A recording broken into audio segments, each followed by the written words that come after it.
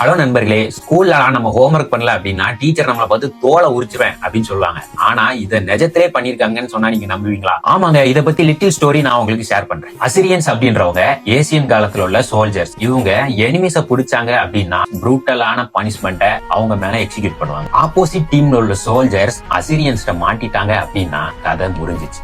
இவங்க என்ன பண்ணுவாங்க அப்படின்னா நேரா இவங்க கேம்ப்க்கு கூட்டிட்டு வருவாங்க. இவங்க கேம்ப்ல ஒரு பெரிய செவுரு இருக்குமா, அதுல ஆல்ரெடி இவங்க கிட்ட மாட்டினவங்களோட தோலை மட்டும் அதுல தொங்க விட்டுருப்பாங்க. அந்த விக்டிமை உடன் போல்ல நுப்பாட்டி கையும் காலையும் கட்டுவாங்க. அந்த விக்டிமை அந்த உடன் போல்ல கட்டினதும் ஒரு சோல்ஜர் ஒரு கத்தி எடுத்துட்டு வந்து அந்த விக்டிமோட பேக் சைட்ல மெதுவா கட் பண்ண ஆரம்பிப்பாராம். அந்த தோல் ஓபன் ஆனதும் அந்த விக்டிமோட தோலை அப்படி புடிச்சு கையால இழுக்க ஆரம்பிப்பாங்க. சோ அவர் உயிரோட இருக்கும் போதே அவரோட தோலை அவர் உடம்புல இருந்து எடுப்பாங்க. அந்த விக்டிம் பாடியில இருந்து ஸ்கின்னை எடுத்ததும் அந்த பெரிய செவுரு மேல அதை தொங்க விட்டுருவாங்க. ஏன் இந்த ப்ரூட்டல் பனிஷ்மெண்ட்டை கொடுத்திருக்காங்க அப்படின்னா அசிரியன்ஸ் மேல யாருமே அட்டாக் பண்ண வரக்கூடாது அப்படின்றக்காக தான் கொடூரமான பனிஷ்மெண்ட்டை கொடுத்திருக்காங்க. விக்டிம் உடம்புல இருந்து தோலை எடுத்ததும் உடனேலாம் சாவ மாட்டாங்க. கிட்டத்தட்ட 1 மணி நேரத்துல இருந்து 3 மணி நேரம் ஆயிருக்கு ஒரு விக்டிம் சாகிறதுக்கு. இது ஃபேக்ல நண்பர்களே, ஏசியன்ல நடந்த உண்மையான பனிஷ்மெண்ட் மெத்தட். சோ நண்பர்களே, இந்த மாதிரி குட்டி குட்டி ஸ்டோரி பிளஸ்